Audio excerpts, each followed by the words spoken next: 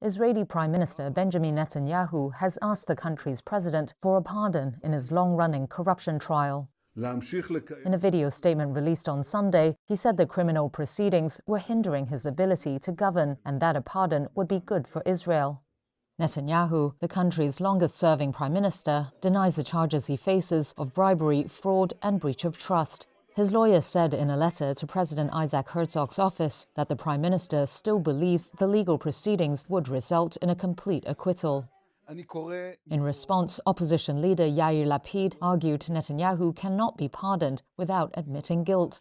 In a video addressing the president, he said Netanyahu must also express remorse and immediately retire from political life.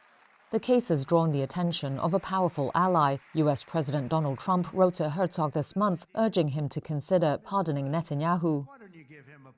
Pardons in Israel are typically granted only after legal proceedings have ended and the accused has been convicted. However, Netanyahu's lawyers argued the president can intervene when public interest is at stake. They said the cases against Netanyahu had deepened societal divisions and that ending the trial was necessary for national reconciliation. They also said the increasingly frequent court hearings were a burden to the prime minister's attempts to govern. Netanyahu was indicted in 2019 in 3 separate but related cases. They center around accusations that he granted favors to prominent business figures in exchange for gifts and sympathetic media coverage.